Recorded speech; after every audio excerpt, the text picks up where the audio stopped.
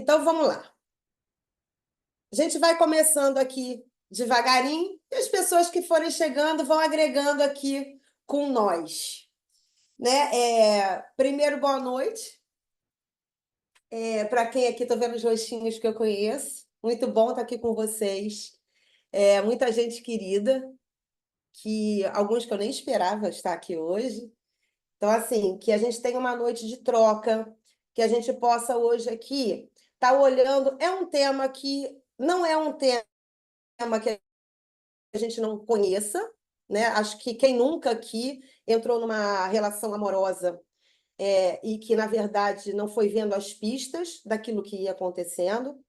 Mas eu acho que o intuito daqui de hoje é que a gente possa refletir um pouquinho mesmo. O convite, quando eu pensei nesse tema, principalmente, foi para esse mês, é o mês dos namorados, né? Junho começa quente, então eu não posso deixar aqui de lembrar o Santo Antônio, que é o santo casamenteiro, né? Então tem gente que nesse mês, principalmente, vira o bonequinho para baixo, coitado do santo, o santo vira a cabeça, ele vai para cima, as pessoas vão para a igreja, é assim, é um festival para arrumar o tal do casamento, do tal do relacionamento. Até aí, nada demais, cada um vai nas suas crenças e cada um tem a relação que merece também. Só tem uma coisinha que a gente esquece, né? Que quando a gente vai pedir, seja lá na igreja, seja lá nos nossos sonhos, seja lá no que a gente acredita, a gente só esquece que a gente precisa primeiro saber quem a gente é, o que a gente quer de uma relação, porque senão corre o risco de o gênio estagiário, que é um cara gente boa, né?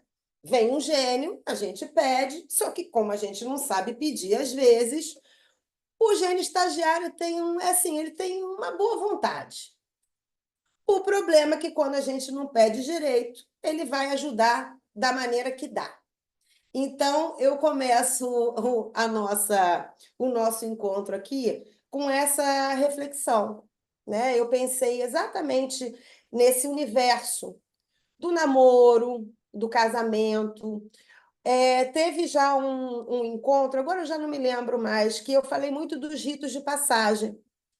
E quanto isso foi deixado para trás, até porque hoje os tempos são outros, né?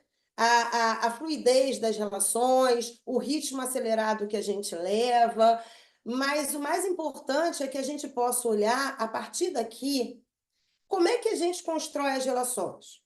Como é que a gente escolhe a pessoa com quem a gente vai dividir a nossa vida? Olha que eu nem pensei ainda em filhos, casamento, dividir mesmo, ser parceiro.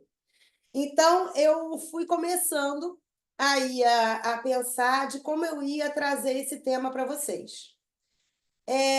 Quando a gente vai falar em padrões, a gente repete alguns padrões, mesmo que a gente jure de pé junto que a gente não está repetindo. Mas se a gente não tiver muito consciente, aware mesmo daquilo que a gente quer, a gente não sabe, a gente só vai repetindo. E eu queria que vocês aí pensassem um pouquinho. A relação quando começa é tudo maravilhoso? Bom, é para ser, tá?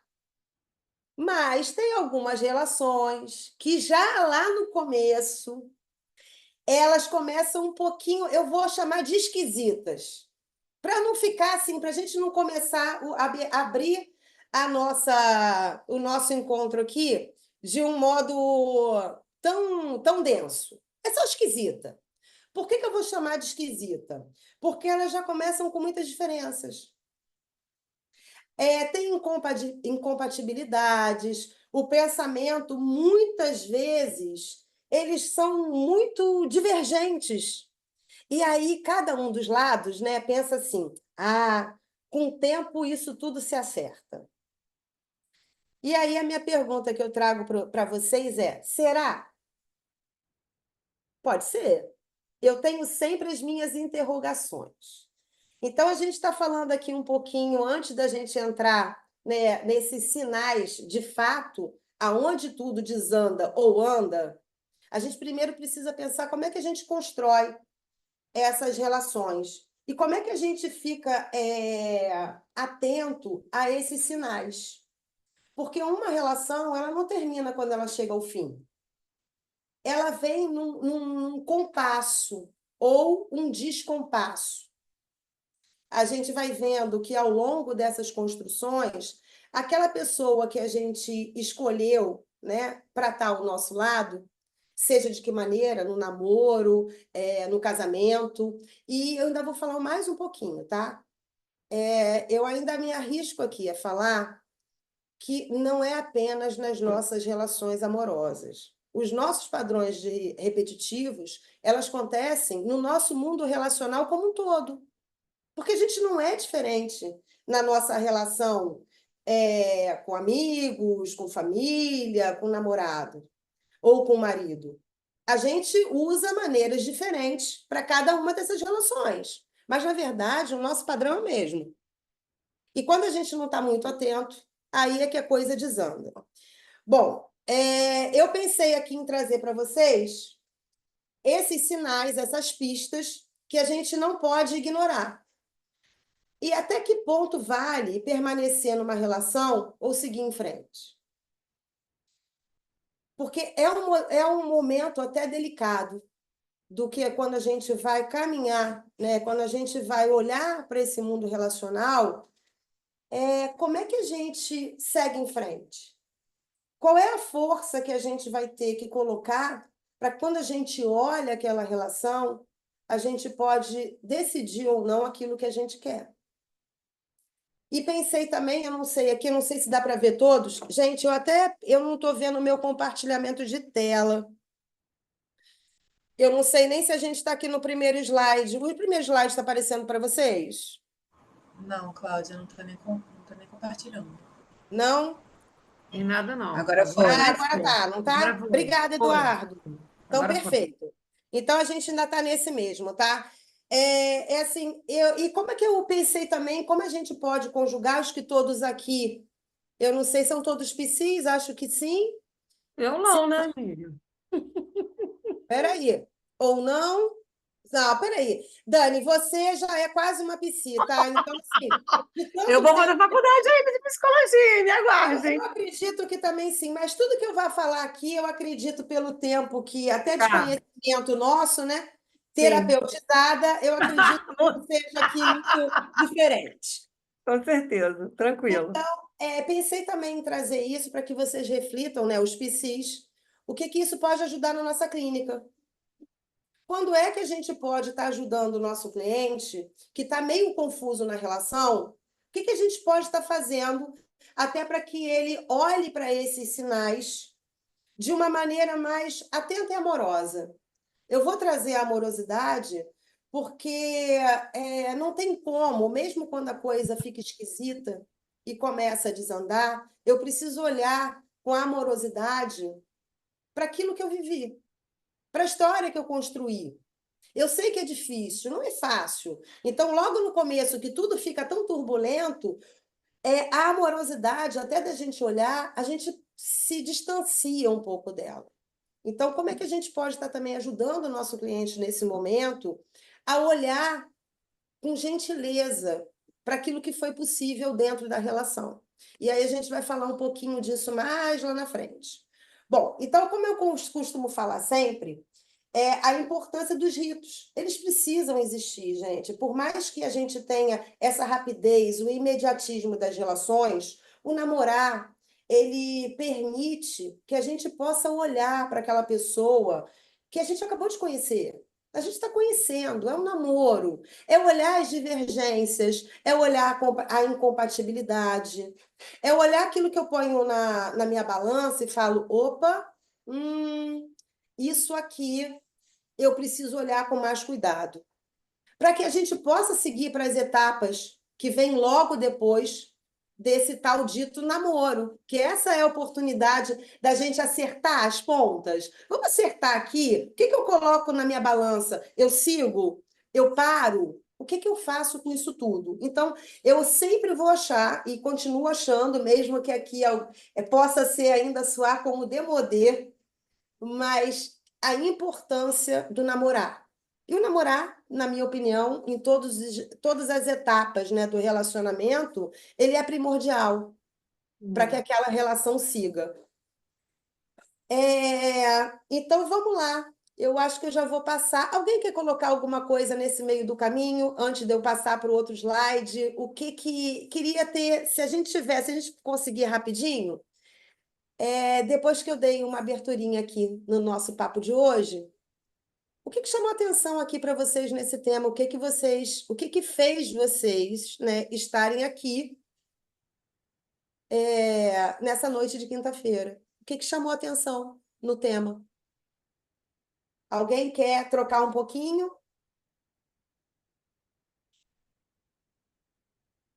Bom, como eu não sou psia, eu vou falar. Pode falar, Dani. Seja bem-vinda e fale bastante. Então, eu sigo lá no meu relacionamento que você está cansada de saber como é que é, né? Continuo vucu-vucu, continuo vai, o fode nem sai em cima, entendeu? E eu fico assim, né? Eu continuo me perguntando, é o fim, não é o fim?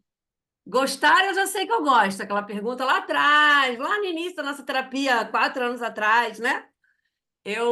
A dúvida se eu gostava dele ou não, eu tirei, eu gosto. Só que eu não sei se eu quero permanecer no casamento ou não. E aí, quando eu vi esse tema, eu falei, ah, vou olhar, vamos ver, né? Eu sempre gosto de estar, sabe, né? De estar. É muito difícil tomar uma decisão de terminar um casamento. Não imaginei que era tão complicado.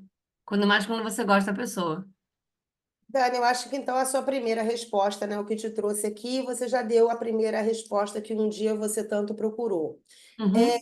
sem essa única palavrinha que você me trouxe, não é possível ter relação nenhuma, que é o Sim, amor. sim, Se isso não existir, a gente não tem relação, é, de amizade, a gente não tem relação familiar, a gente não tem sim, relação amorosa. Sem o amor, a gente não tem nada. Agora, sim, o que a gente vai fazer com esse amor? Aí é uma decisão que a gente precisa, não basta só ter o amor. O amor é o sim. pilar central, que eu vou até trazer um pouquinho mais lá atrás. Mas Uhum. o que que a gente vai acertando? O que que a gente vai negociando? Que acordos a gente vai fazendo ao longo desse caminhado processo? Uhum. Alguém quer colocar mais alguma coisa? Eu posso seguir adiante agora para o segundo. Dou-lhe duas, dou-lhe três. Então vamos, pode passar. Ah, não, a Juliana quer falar. Vamos lá, Ju. Vou falar rapidinho, acho que o que me interessou, eu estou interessada no tema de atendimento a casais e acho interessante, de repente, de ter um pouco de noção, né, dessas pistas, se existem pistas para o fim do relacionamento, se, assim, do relacionamento, se já chegou a um fim, né, Uhum. que pistas são essas, e aí como, de repente, colocar isso na clínica, né? Como é que seria o manejo isso da clínica? Eu sei que, obviamente, né, de repente não vai para esse lugar aqui, mas acho que seria um primeiro contato mesmo, né? Então, Juliana, tomara que eu possa aqui tá te dando um pouquinho dessa breve introdução, como a gente pode estar trabalhando dentro da nossa clínica, é, com casal ou na clínica individual, porque o manejo vai ser diferente, porque a gente está tratando ali do casal junto. Mas dentro da nossa clínica, individualmente, a gente pode estar, porque o outro sempre vai fazer parte, mesmo que a gente esteja ali individualmente porque com o nosso cliente. O outro está ali presente o tempo todo. O manejo é diferente, as nuances são diferentes, mas aquele tema que a gente vai trazer ali, tomara que você possa, né? O que eu puder estar aqui te tirando dúvida e te ajudando nesse momento, eu estou aqui à disposição para poder estar aqui caminhando junto com você, tá? Mas acredito que aquilo que eu traga vai te dar um pouquinho aí de algumas ideias do que você pode estar trazendo para sua clínica, ok? Tá ótimo, obrigada. Nada. Então vamos lá, Eduardo. Pode passar para mim um segundo, por favor. Eu trouxe algumas falas ou alguns sinais, a gente pode chamar de sinais, a gente pode chamar de pistas, mas esses são os indicadores que sutilmente vão aparecendo dentro de uma relação, né? Eu trouxe alguns são muito conhecidos. A gente está assim cansado de saber, dentro até das nossas relações pessoais e as relações que nos cercam, que alguns desses eles são muito assim, tão na cara.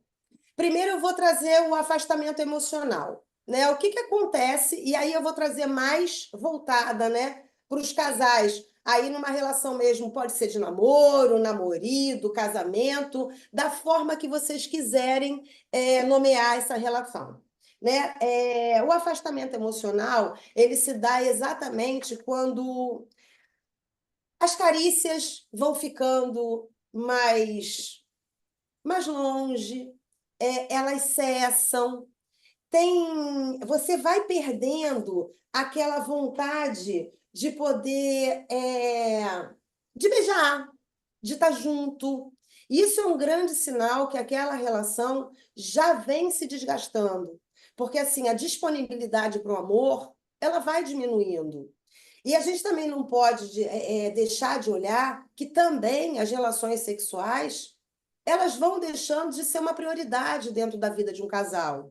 E eu estou trazendo isso num primeiro momento, porque também vão ter coisas, né? Se eu trouxer um casal, um jovem, sei lá, que está com filhos, que acabou de nascer, que está naquele tumulto, estão se adaptando a um novo serzinho que chega, tudo que vai acontecer aqui, ele está nesse combo.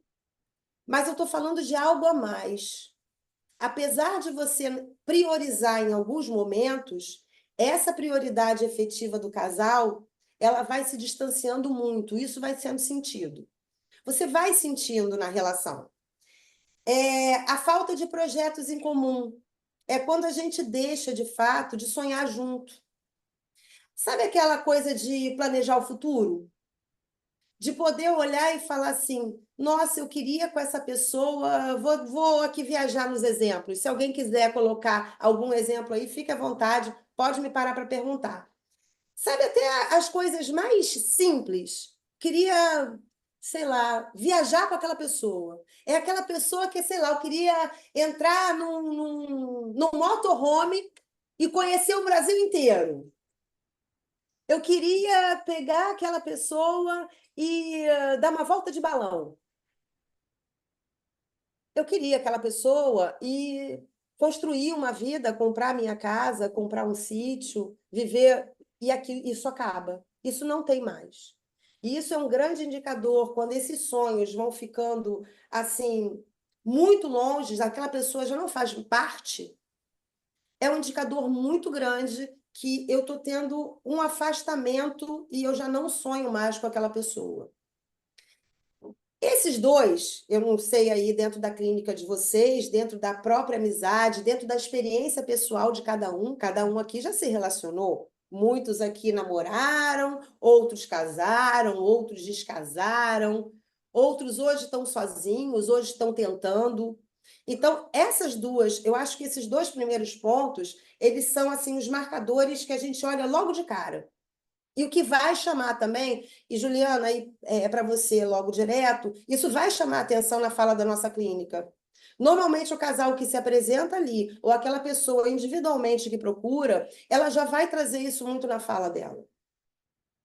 E aí a gente vai passar um pouquinho quando não há mais diversão. O se divertir é uma atividade que o casal não pode deixar de não ter. E isso também vai cessando, aquela coisa de sair junto, de estar, inclusive, em relações familiares. Isso tudo você vai vendo que vai ficando esquisito. Porque, na verdade, o que não acontece mais é que um não quer mais estar na companhia do outro. Então, evitar, inclusive, aquilo que era muito comum na vida deles, já é a primeira coisa. E queria colocar aqui para vocês que também acontece uma coisa que é o oposto. Às vezes, quando uma relação está muito desgastada, a diversão é muito presente. Porque é uma tentativa, inclusive, da pessoa não dar de encontro aquele incômodo que fica a dois. Então, também vocês vão poder escutar o contrário, que é assim, a pessoa já não viaja mais junto, sozinho, casal, ele sempre está levando um grupo de amigos ou um casal amigo. A saída à noite já não tem mais aquela coisa de estar os dois num restaurante só para bater um papo. Eu não vou mais a um teatro sozinha, eu não faço mais aquele programa de casal. Eu preciso de muita gente junto. Então, também ocorre ao contrário. E isso é um indicativo que a gente precisa olhar esses excessos. O que está acontecendo ali? O que ainda não, o que acabou com a vontade de estar só os dois? Então, isso é uma coisa também para a gente ficar de olho. E ainda tem mais um ponto que, quando o casal tem filhos, os filhos acabam sendo o foco excessivo desse casal. Porque também é uma tentativa de poder estarem ali juntos, mas não estão juntos, mas eu tenho aquele pilar ali que naquele momento ainda me faz ficar na relação. Só que isso também traz um desgaste, porque esse foco excessivo vão levar a brigas, a desentendimentos. Nada do que o outro faz está bom. Eu tomo uma atitude, o outro tira a minha atitude, porque, na verdade, aquele foco excessivo já é um indício de que a nossa intimidade acabou. Não tem mais a intimidade. Um exemplo muito claro disso, inclusive na nossa clínica, ou até com amigos que chegam para falar, é quem nunca escutou que às vezes está acompanhado, mas está só. Quem nunca de nós aqui escutou na nossa clínica ou de uma amiga que muitas vezes ela está no quarto lendo livro e o marido está em outro lugar da casa fazendo qualquer outra coisa, menos estar com ela ou com ele. Mãe solo casada, né, Cláudia? Hã? Mãe solos casadas. Mães solos casadas, e acontece muito. E a gente vai olhar isso, Clara, na fala delas, que é: eu estou acompanhada, mas estou só. E isso é uma coisa muito comum de acontecer numa relação. Então, são coisas que a gente precisa aí estar de olho quando essa diversão engloba tudo isso, acompanhado, estando só.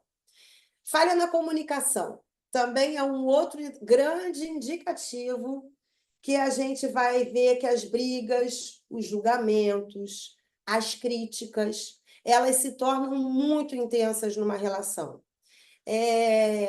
Uma vez eu presenciei, né, e aí eu vou ter que precisar dar um exemplo, não é clínico, mas é um exemplo de pessoas muito próximas, que as brigas sempre existiram, mas as críticas e os julgamentos acabavam, dentro da relação de como ela estava se enrolando, a chegar até ficar abusivo.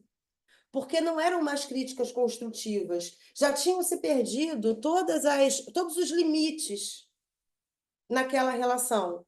Porque ali o outro, um ridicularizava o outro. E eles já nem percebiam mais. Então, como eram amigos muito próximos, né? Hoje, só para dar um spoiler, eles não estão mais juntos, não, tá? Cada um seguiu o seu caminho. E era um casamento muito longevo, de mais de 20 anos. Então, quando a gente já estava acostumado, então, olhar aquilo naquele momento era um indicativo de falar: opa, já não está ficando bom. A coisa realmente perdeu o limite. E isso é muito comum de acontecer na relação também, tá? Ninguém mais se responsabiliza pelo bem-estar da relação. Ninguém mais quer saber. E todo mundo já perdeu a mão. Nenhum dos dois está ali preocupado de onde as coisas vão parar. Então, a falta de respeito, a falta de limite, ela começa a ficar muito clara nessa falta de comunicação. Eu vou falar uma falta porque, além de ser uma falha, também é uma falta, porque a comunicação cessa. Alguém quer dar algum exemplo ou colocar alguma coisa? Eu estou falando rápido demais. Alguém ficou perdido por aí ou posso prosseguir? Acho que posso. Então, vamos lá. Esse casal, ele para de olhar para o todo. Quando essa falha na comunicação começa a acontecer, e ficam só com as partes ruins da relação. E é por isso que a crítica e julgamento, ela vem tão pesada. Porque aquilo tudo que foi vivido, aquilo tudo que foi bom, e aí eu vou falar do namoro e vou falar também do casamento. É como se nada daquilo existisse. Então, fica-se ali aquele peso do ruim. Tudo aquilo que eu estou vivenciando, ou de um tempo, ou de anos, até aquele momento que o casal se encontra. E é por isso que acontecem essas críticas severas tão pesadas. A imagem. Cláudia, Oi, oi. oi. Oi, Não oi, achei a Dani. mãozinha aqui, aí eu entrei. Oi. Oi. É, você estava falando da coisa da crítica, né? Uhum. Que um critica o outro, né?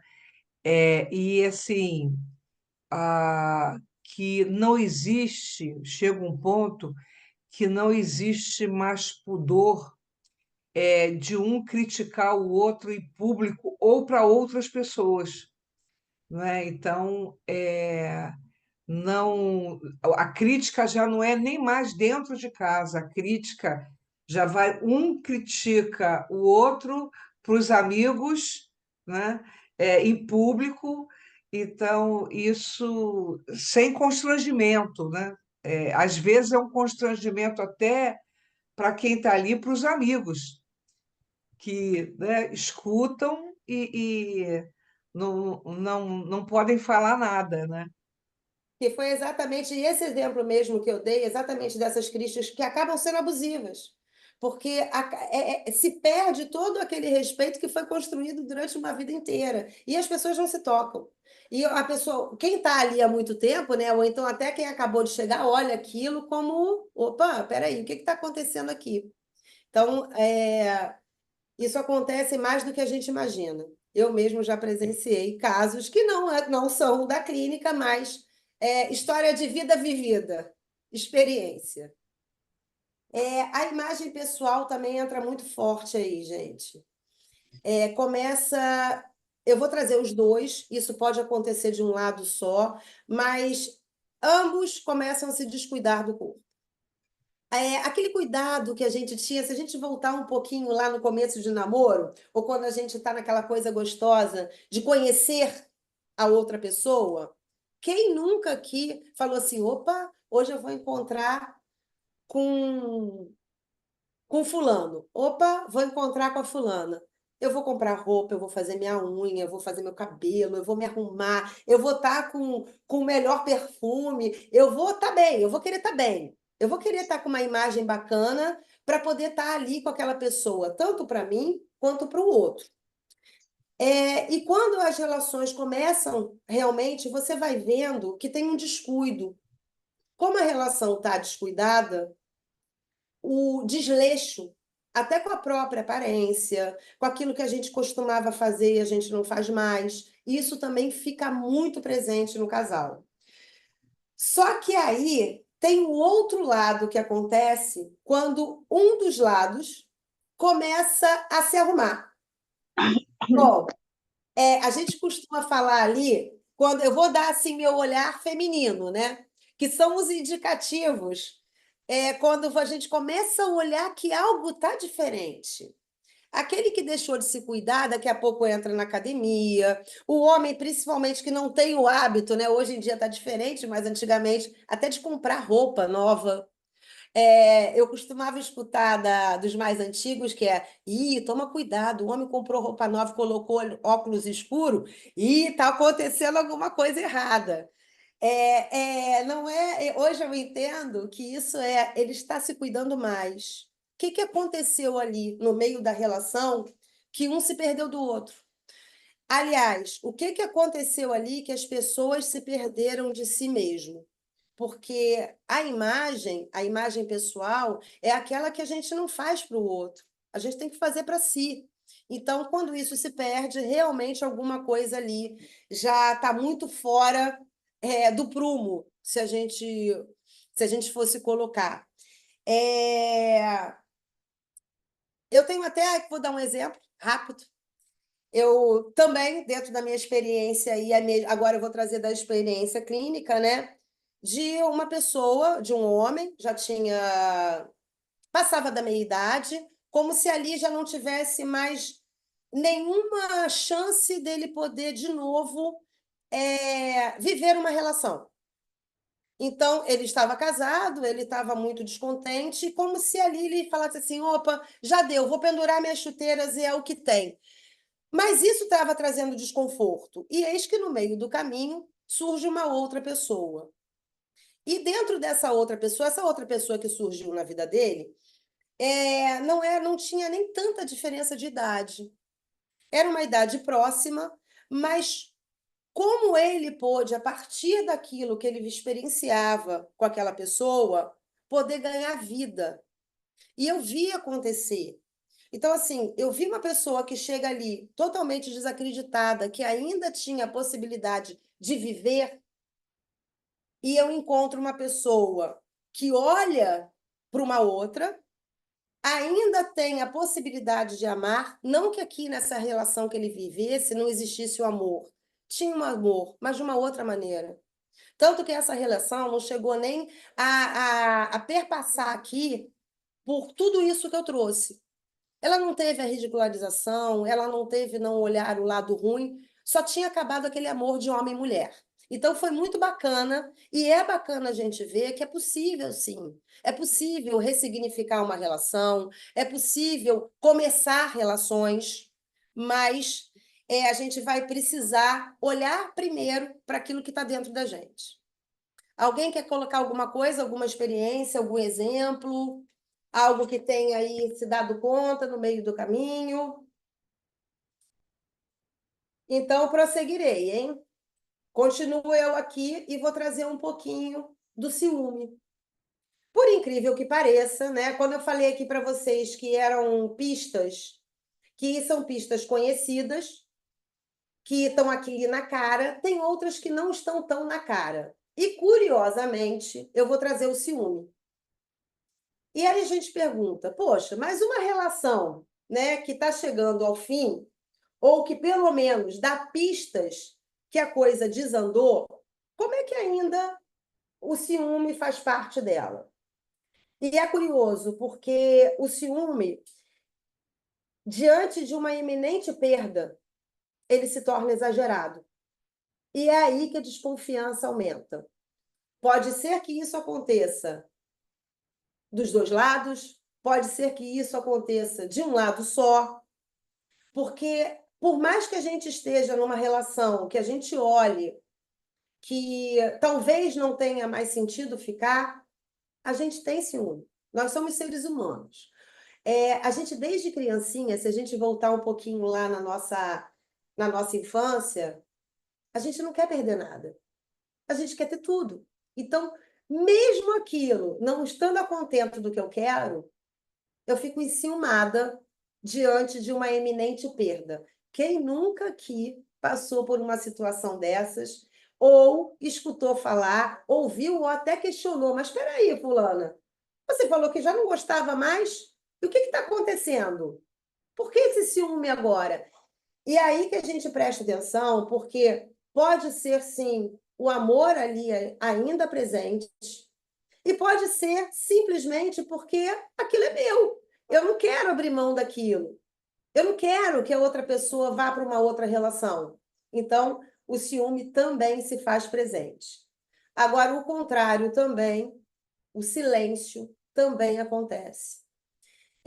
Um grande indicativo é quando aquele casal que sempre teve alguma rusga, sempre teve aquele ciúminho, o silêncio, ele faz parte. É como se as brigas cessassem. Então, o silêncio toma conta do casal. Quando o silêncio ele entra numa relação, aí, Juliana, talvez eu esteja contribuindo um pouquinho mais para o nosso olhar de atendimento em casal ou olhar individual da clínica, o silêncio pode sugerir a indiferença. E realmente, quando a indiferença ela acontece dentro da relação, pelo menos de um lado, é um indicativo para nós aqui que estamos tentando ajudar aquele casal ou aquela pessoa que a relação realmente acabou. A relação como homem e mulher, né? Aí, se tiver filhos, pai e a mãe ficam, né? Um laço eterno, mas aquela relação de homem e mulher realmente chega ao fim. Então, o silêncio, ele também pode, aí é um caminhar junto com o nosso cliente e até na nossa própria vida pessoal, o que que aquele silêncio quer dizer? Eu fiquei lembrando um pouquinho de como eu poderia, eu pensei, quando eu estava escrevendo, eu pensei num exemplo que é muito clássico, que sabe aquele trabalho que muitas pessoas já estão de saco cheio, que falam mal, a pessoa fica ali e não quer mais, e não quero, todo dia vai de mau humor, aquilo vira um grande imbróglio na vida da pessoa. Aí a pessoa está sempre assim, eu quero, vou pedir demissão. E a pessoa não pede demissão. Eu vou sair desse trabalho. Isso não tem mais nada a ver comigo. E todo dia sai raivosa, furiosa, frustrada, tudo que possa acontecer. Chega um belo dia que ela chega para trabalhar e a pessoa fala, fulana, você está demitido. A pessoa olha e fala, como assim eu fui mandada embora? Então, assim, por mais que a gente não queira, e aí a gente vai falar sobre esses ciúmes na iminência de uma perda. Tem um luto de uma relação. Então, mesmo aquele emprego que a gente não gosta e a relação que a gente sabe que já não dá, não é mais aquela mesma relação, sim, a gente fica enlutado. O luto faz parte também dessas nossas relações. Então, alguém quer colocar alguma coisa aí sobre inclusive o ciúme? Alguém já passou ou Eu já viu? queria, Oi, quer? é, eu, Juliana, vamos lá. Juliana, inclusive teve uma supervisão que aconteceu justamente isso, né? De casal. Uhum, A paciente acabou entrando em contato, né, com alguma coisa dela. Bom, no caso, o marido já era um relacionamento que realmente já estava capenga, mas nenhum dos dois estava querendo realmente admitir. Quando ele finalmente traiu ela, finalmente uhum. parece até, né, que só faltava isso. Mas, mas Essa quando poderia ele ser a cereja do bolo, né? poderia ser a cereja do bolo, mas quando ele finalmente traiu ela, ela percebeu que ela não se importou, que ela estava tão indiferente àquilo, que ela já estava tão fora daquela relação, que foi quando ela chegou para mim e falou assim: agora eu entendi que realmente acabou, porque não tem nada aqui. Eu não tenho nada para dar para essa relação. E aí foi quando ela percebeu, eu não tenho nem ciúme dele. Para mim, isso nada tá a mesma coisa. Então, agora que eu entendi realmente o que estava sendo trazido, que será que esse relacionamento não já terminou e vocês ainda estão querendo resgatar o quê, né? Que era muitas vezes o que eu perguntava. Então, o que que vocês estão querendo resgatar? Que eu tô, né? Tem várias perguntas aqui, os dois já falaram assim: ah, mas isso para a gente não é nada, isso não é nada. Eu estava muito no nada, tudo era nada. É nada, não é nada. E ele, inclusive, traiu, foi quase que um teste. Ele nem traiu dos pais, porque eu estava, ele falou isso, eu nem traí porque eu estava envolvido com aquela pessoa, eu queria ver o que ela ia sentir. Então, eu achei muito interessante essa questão do ciúme, nesse lugar do silêncio, né, como sinalizador. Sim, porque é aquilo que a gente estava falando. Quando o silêncio acontece e esse silêncio é indiferença, esse é o grande indicador que, de fato, a relação chegou ao fim. Não tem mais o que ser feito. Aquele amor que tinha antes não existe mais. Vai existir de uma outra maneira, mas não mais como homem e mulher. Até pode ser, né, que dependendo de como eles construíram a relação, de como aquilo tudo vai caminhar, a história deles, que sim, quem sabe, ainda pode virar uma boa história de amizade, que possa ficar ali ainda da relação aquilo que foi bom um dia, mas o amor realmente ali já não tem mais condições de acontecer. Alguém mais quer trocar alguma coisa, algum exemplo, algum caso? Algum caso que o amigo disse, não é caso da gente, não, tá, gente? É só uma história que o amigo um dia disse, mas que não tem nada a ver com a nossa história. Alguém mais? Ou posso passar? Nádia, Oi. oi. Eu queria dar um exemplo dessa questão do luto, né, que você falou do ciúme, e que Uhum. tem o luto também, que é a minha experiência de consultório mesmo. Que uma vez eu recebi uma cliente que tinha vindo para a sessão é, depois que ela tinha assinado o divórcio dela, né? Então, assim, ela veio para a sessão, foi muito interessante, que ela dizendo que foi um choque para ela quando ela assinou, né? E ela tinha certeza absoluta que ela não queria mais aquele casamento, né? Mas que ela foi se dar conta na terapia que ela estava vivendo o luto dos sonhos que ela teve no início do casamento, né? Que não era o casamento, né? Ela não queria, não se arrependia da separação, mas ela disse que teve um choque. Quando ela assinou, falou assim: acabou, né? Realmente não tinha mais isso, né? Ela viu ali concreto, né? Que concretizou aquilo tudo no papel, que realmente a possibilidade se esgotou. E por muito tempo eu ainda fiquei observando na clínica, lá no comecinho eu separava o luto, né? Como se aquilo não existisse. E eu fui vendo durante, acompanhando, né? é, essas separações que o luto ele vem fazendo parte de todo o processo, né? Ele vem lá, vem a negação, vem a raiva, vem a tristeza, ele vai perpassando até quando chega, quando a pessoa se dá conta e começa a trazer, começa a olhar o quanto a história foi bacana. Aí a gente vê que o luto realmente chegou ao fim. Quando a gente fala, é o perdão da história. É o perdão para os sonhos, aquilo que aconteceu, aquilo que não foi possível. Então, o luto acompanha as separações. Afinal de contas, temos o luto aí, como a Eliane falou, do sonhar. Né? Todo mundo, quando a gente constrói relações, a gente tem os nossos sonhos. A gente vem carregada de sonhos. Alguém mais? A Clara está com a mãozinha levantada. Vamos lá, Clara. Tô. Então, me lembrou muito, na verdade, uma história pessoal, porque a gente costuma muito olhar também para quando tá ruim, tá disfuncional, mas e quando tá legal? E quando vira amizade? Né? Que foi o que aconteceu comigo. Eu tinha um relacionamento ótimo. Eu achei que eu fosse casar, todo mundo achou. Quando terminou, ficou todo mundo assim: o que aconteceu? E aí, quando eu começava a explicar o que de fato estava acontecendo, as pessoas me entendiam, porque ainda tinha muito aquela culpa de meu Deus, eu vou estragar a vida dele, nosso relacionamento era ótimo, ele vai sair como pobre coitado. Então, realmente são muitas coisas em volta, né? Então, assim, realmente, eu vi que eu virei amiga dele. Virei amiga, assim, a gente saía juntos, a gente se divertia, mas não tinha mais aquela coisa de homem e mulher, do tesão, da admiração. Era muito tempo de relacionamento, assim, muito tempo para mim, né? 4 anos e meio. Eu era muito É um novinha. tempo, olha só, Clara, e realmente é um tempo considerável de um relacionamento.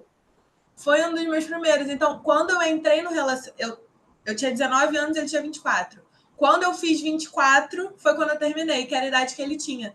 Então, assim, muitas crenças, muitas coisas para viver, e tem esse luto de, cara, mas é muito bom. Eu vou abrir mão de uma coisa muito boa para um incerto. É uma grande questão. A minha psicóloga na época ficava, mas e aí? Aí eu, nossa, hoje o vôlei, né? E assim, não queria falar sobre, foi péssimo, o processo foi longo, mas quando eu consegui abrir para isso e olhar, realmente foi a melhor decisão que eu fiz para minha vida. Mas eu acho que é importante a gente olhar para quando os casais também se dão muito bem, né? É um luto assim enorme também. Porque é difícil separar que o amor de homem e mulher acabou e que ainda é possível amar, mas um amor de amigo, que não tem mais Sim, a ver com essa coisa da sedução, essa coisa da química. Acabou, simplesmente acabou. E ainda tem mais. Quando você foi falando isso, Clara, eu fiquei pensando de como o entorno, né? Porque os amigos levam um susto. E os amigos também ficam enlutados. Eles quase fico. não querem, não, isso é impossível de acontecer. Então ainda tem um peso maior. Eu me lembro, com esse exemplo que eu dei lá atrás, desses amigos mesmos que se separaram, hoje são ótimos, hoje eles são amigos, casaram com pessoas ótimas, então eu, na verdade, como amiga, eu fiquei enlutada, porque era um casal Sim. muito próximo, eu me peguei olhando, eu falei assim, gente, eu estou vivendo um luto, Qual porque lado eu escolho agora? Eu preciso escolher um lado. Às vezes é isso, né? Até que ponto eram meus amigos também, são amigos dele. Então, assim, tem todo esse conflito, né? O que eu sou agora no meio disso? E por isso Muitas que é tão difícil a gente poder realmente coisas. parar e seguir ou largar uma relação. Já fechou. Então, também ainda tem um entorno fazendo aquela força, né? Que faz uma força boa e que te põe ainda na dúvida. Alguém mais quer trocar? Então, Eduardo, vamos para o próximo, por favor. Bom, pensando nas relações, né? O que eu quero trazer um pouquinho para vocês? Depois da gente passear um pouquinho dentro da nossa clínica, nossos exemplos próximos, nossos exemplos pessoais, cada um aqui foi lembrando, mesmo que não trocando, eu acredito que venham imagens, recordações aí de algumas relações. A pergunta para vocês, mesmo que vocês não tenham uma resposta agora, como é que está a qualidade das relações de vocês? E isso vale também, se alguém aqui não estiver se relacionando com um par, você tem uma relação com você mesmo. E para que a relação aconteça com alguém, a primeira relação é com a gente mesmo. Porque aquela brincadeira que eu fiz lá atrás do gênio estagiário, isso é verdade. Porque não adianta pedir aquilo que a gente não sabe o que a gente quer. Né? O gênio ele é um cara legal, mas os estagiários querem ajudar e às vezes não sabem como. A gente tem que saber pedir. A gente tem que saber minimamente o que a gente espera de uma relação, o que eu quero com o outro. E isso queria que vocês pensassem um pouquinho como é que está a qualidade da relação de vocês. Para ajudar também um pouquinho o nosso cliente, eu começo sempre a fazer perguntas para ele que é o que te fez olhar para aquela pessoa. Como é que era lá no começo? O que que foi?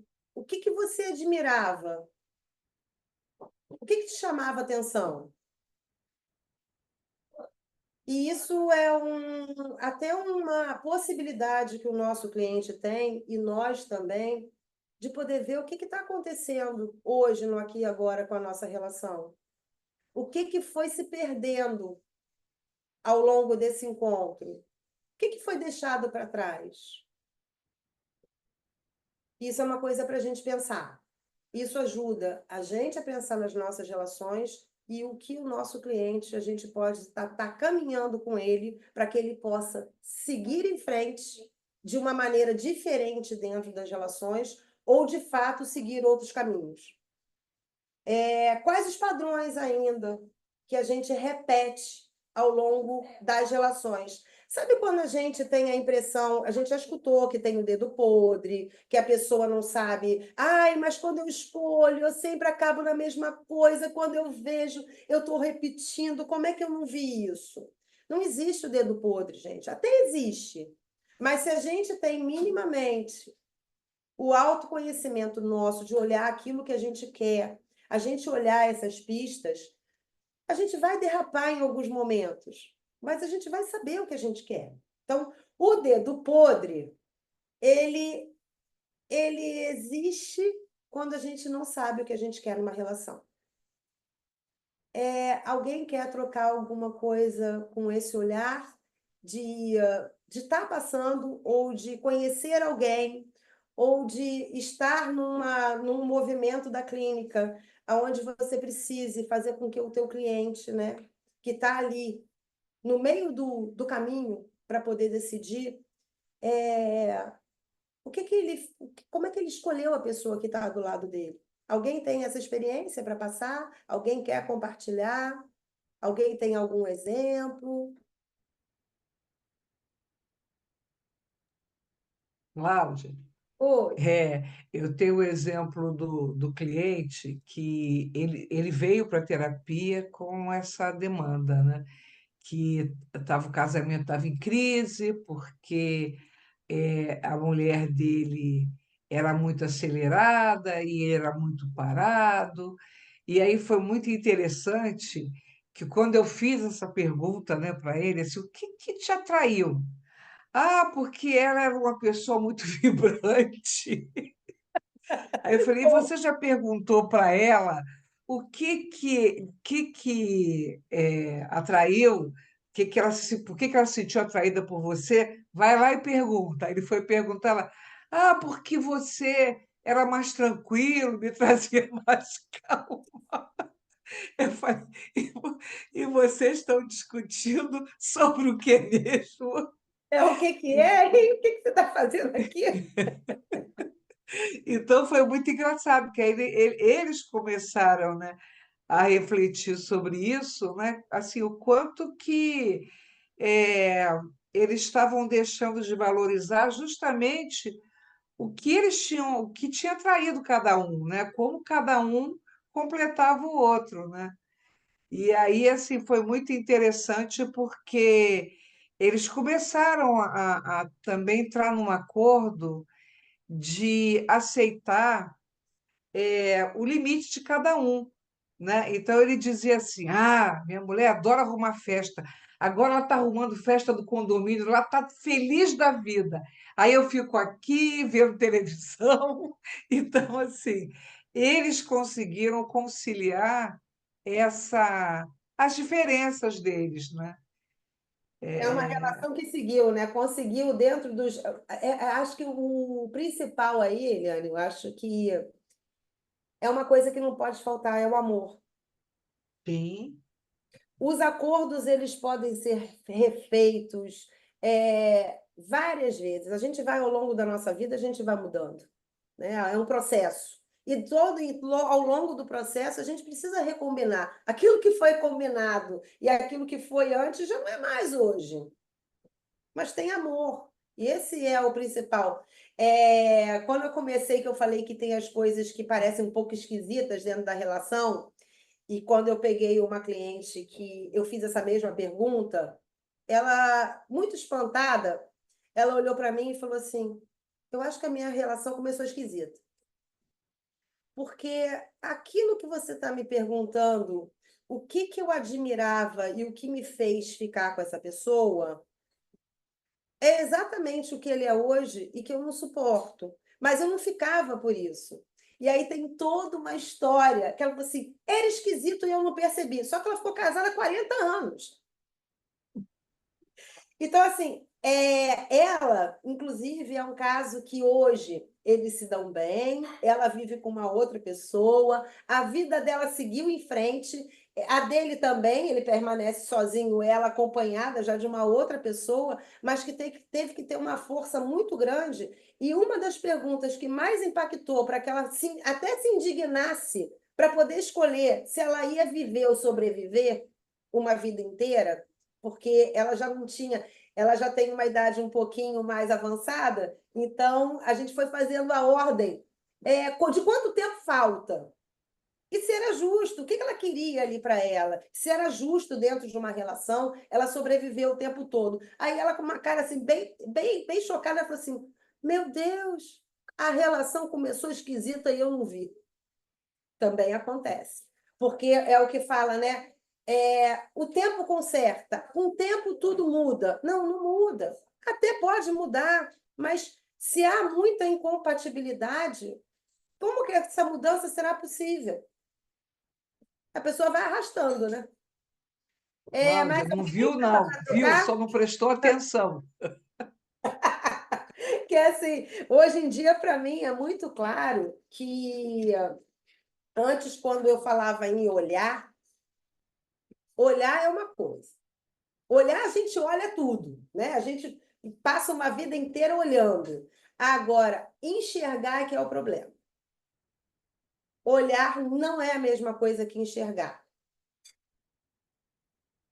Olhar, a gente só passa os olhos. Agora, quando a gente enxerga, a gente tem a possibilidade ou de continuar ou seguir em frente.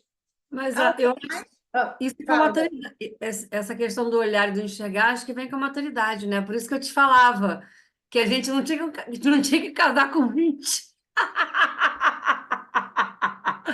Por causa a gente não tem a maturidade. Tudo bem que faz parte, mas a gente tem, né? Vai mudando o olhar e enxergar, a diferença está aí. É porque a gente vai ter que ir aprendendo, Dani, ao longo do nosso processo, da maturidade, a gente tem que ir limpando as nossas lentes, a gente tem que ir trocando as lentes. A mesma lente que você usa com 20 não é mais a que você usa Não, hoje. não mesmo. Talvez você nem usasse óculos, hoje você usa óculos. Então, assim, as lentes elas vão tendo que ser alteradas mesmo. Alterado, sim. A gente vai limpando a cada passo que a gente vai dando. É fácil? Claro que não. Mas se tiver amor, é um grande princípio para que a gente possa ir acertando aquilo que vai descompassando ao longo da relação. As coisas para o meu lado, né, na minha relação, dando um exemplo da minha relação, né, falando sobre a minha relação com o meu marido, que não é marido, que é marido, né? Aí você já me confundiu, ou é marido ou não é marido. Não, é marido, mas a gente continua sem morar, a gente não está morando junto, né? A gente continua morando separado, já tem 1 ano e meio. Mas é Mas, marido. mas a gente está tentando, né, se entender.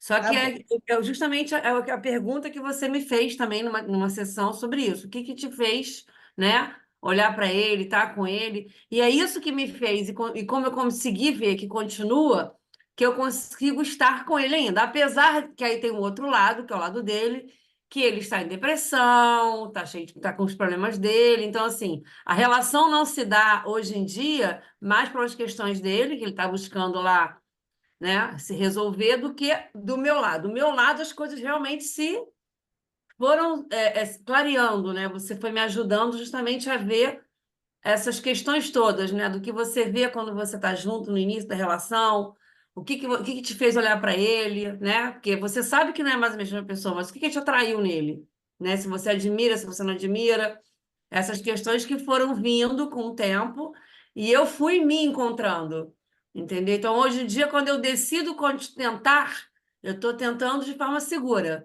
Não, eu estou naquela questão assim, não fico precisando pegar ar, né? Eu vou vivendo a minha vida, não estou sobrevivendo. Eu entendi que a coisa, né? O meu lado está ok.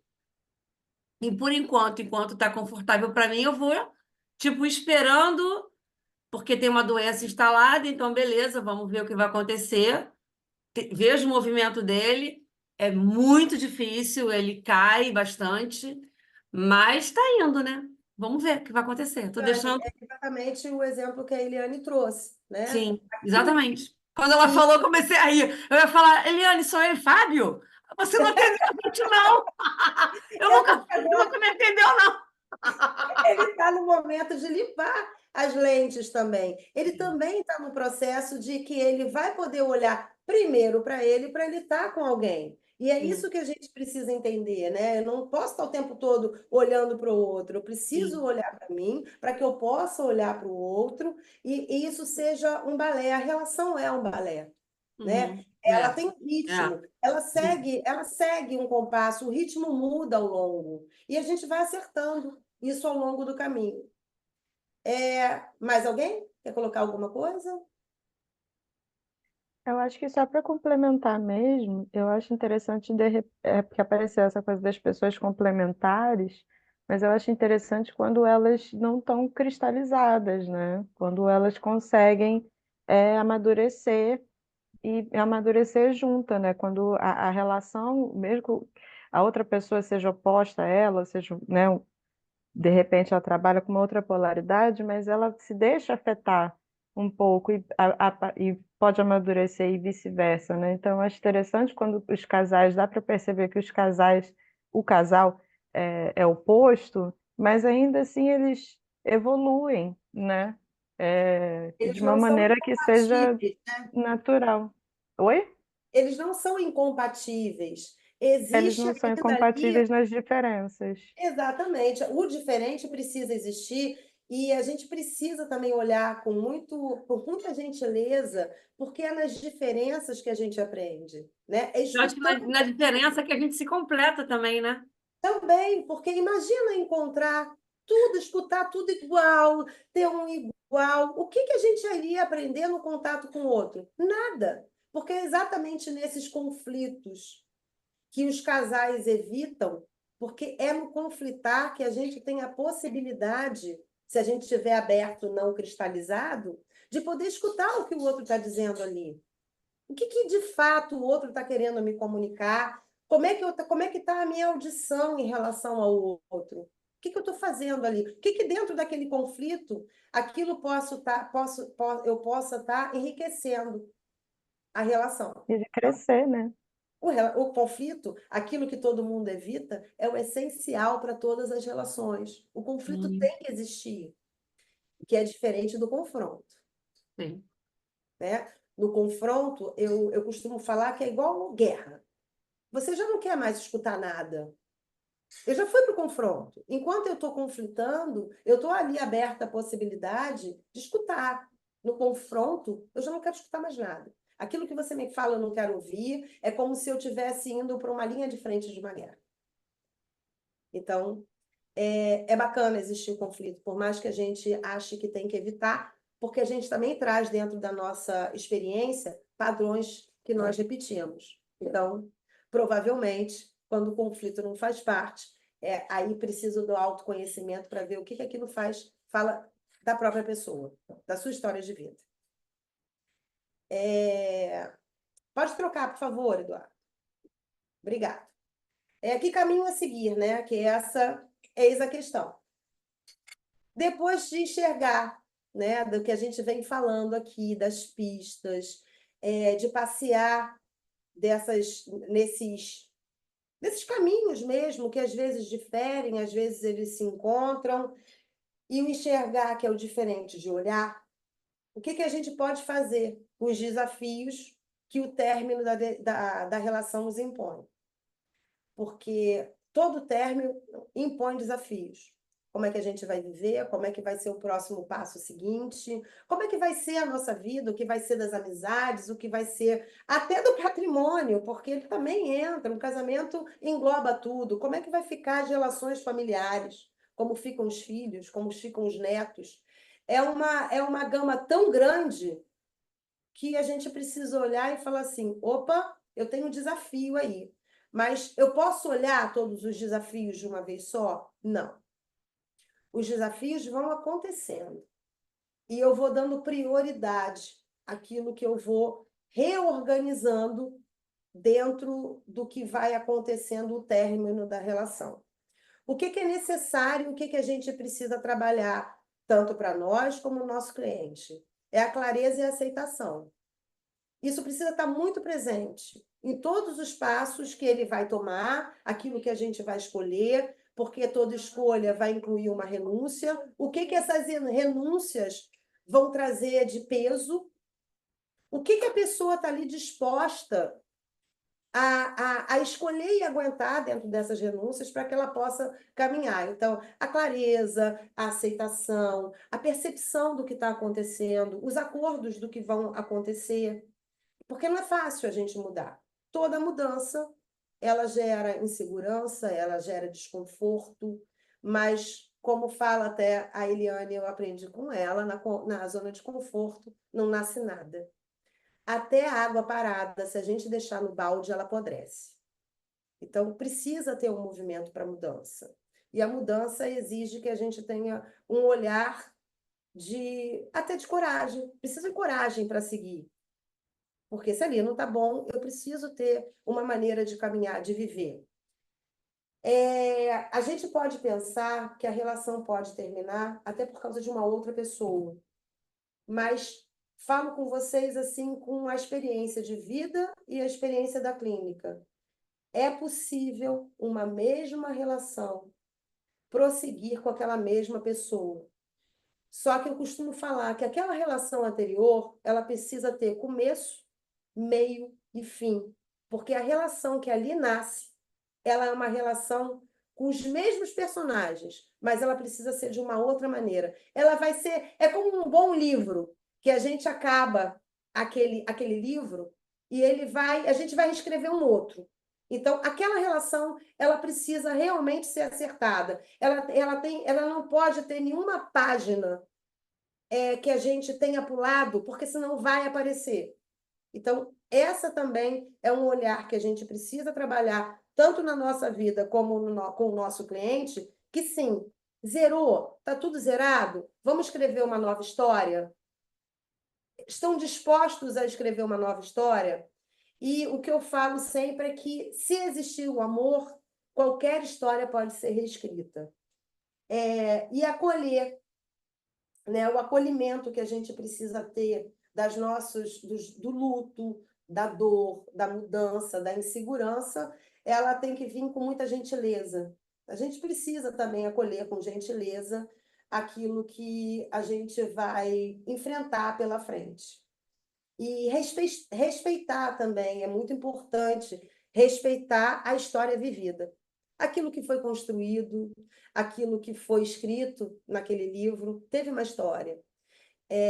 Se a gente parar um pouquinho para pensar, a história não é feita só de capítulos ruins. Tem muito capítulo bacana. Então, é respeitar aquilo que foi vivido, porque é a partir dali que a gente tem a possibilidade de, inclusive, seguir com uma relação, como todos falaram aqui, de amizade. Aí é possível, em respeito à história que foi construída e vivida. Alguém quer trocar alguma coisa? Alguém quer colocar mais um exemplo? Alguma experiência de vida? A gente já começa a caminhar um pouquinho para o fim aí do nosso encontro, da nossa troca. Eduardo, então pode passar aí para o último slide.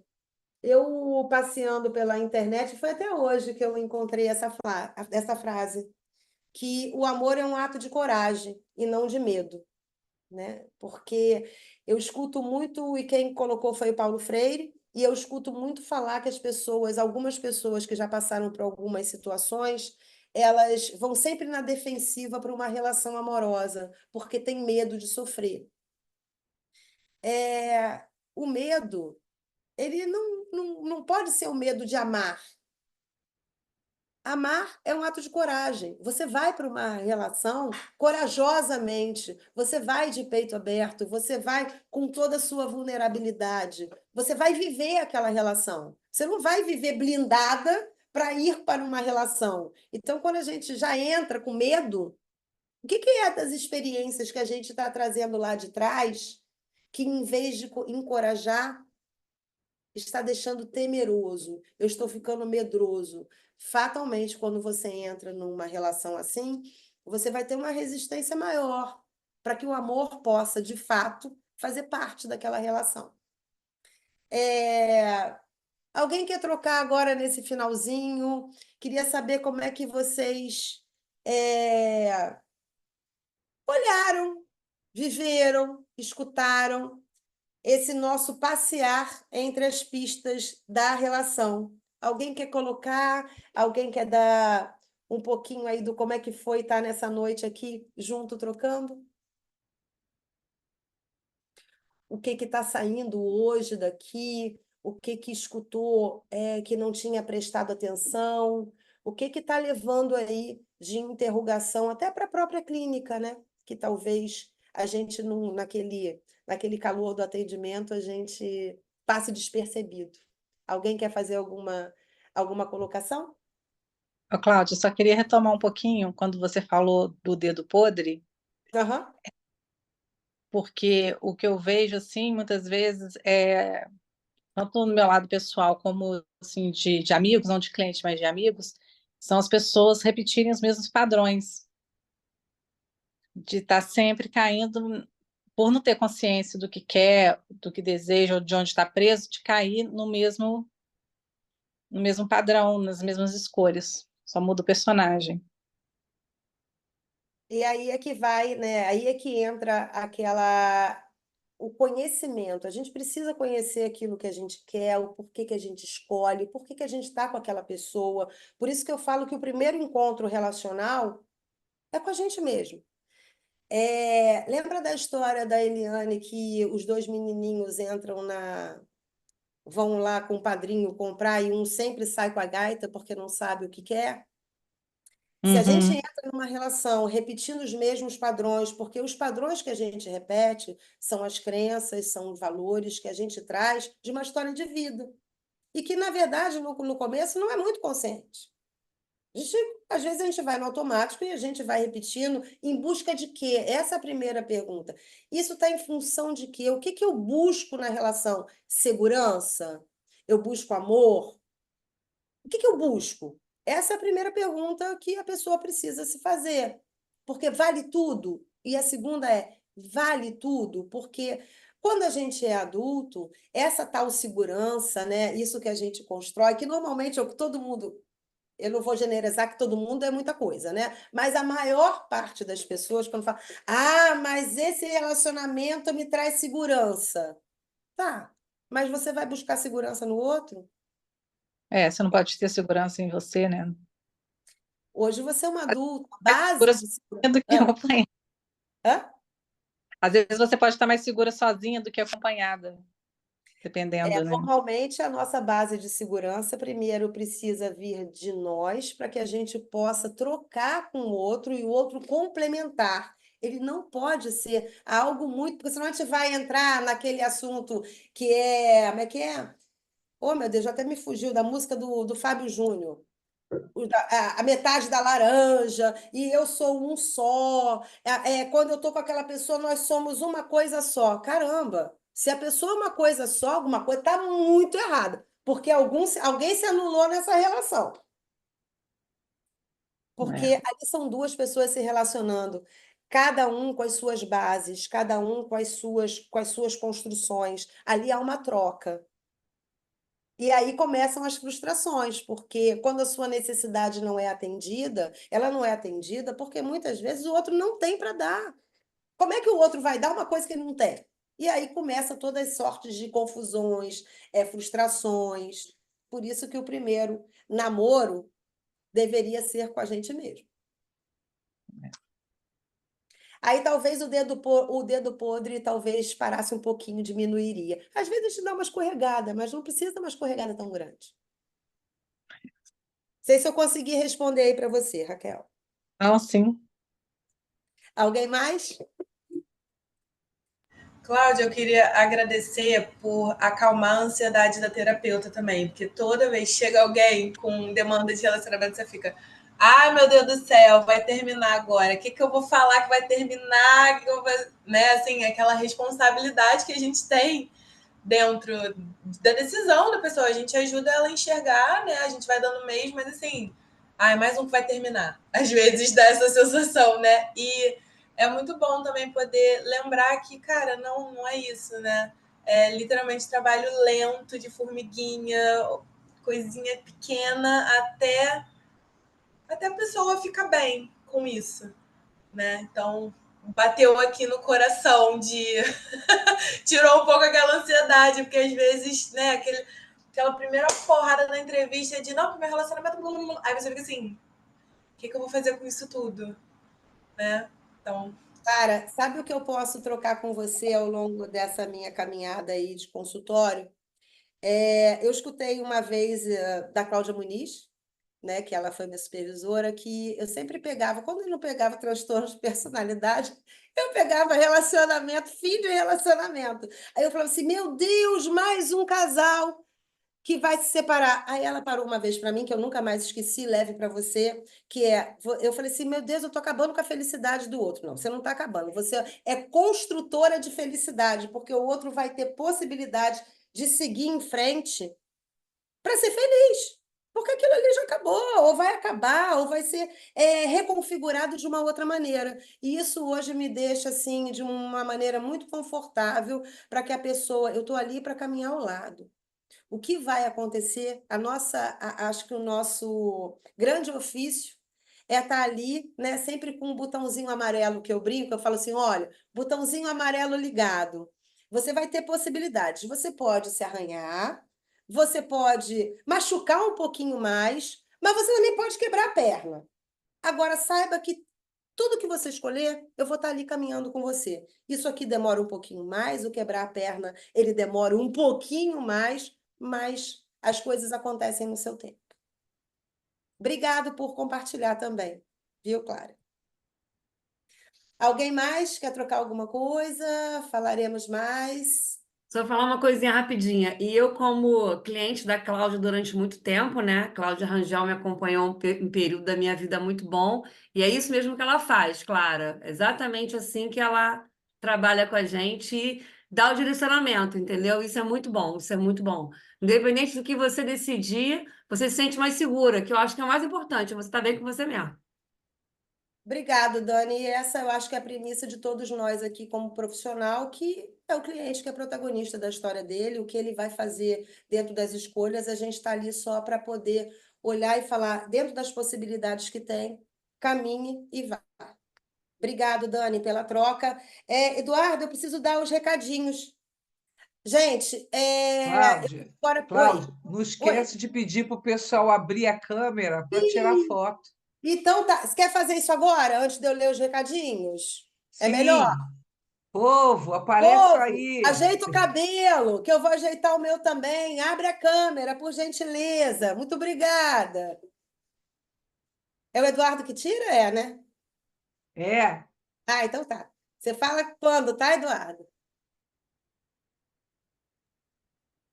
Oi. Ai, muito obrigada. Tava até congelado, meu botox não está em dia. Cadê os recadinhos, Eduardo? Eu acho que tem aí os dois últimos.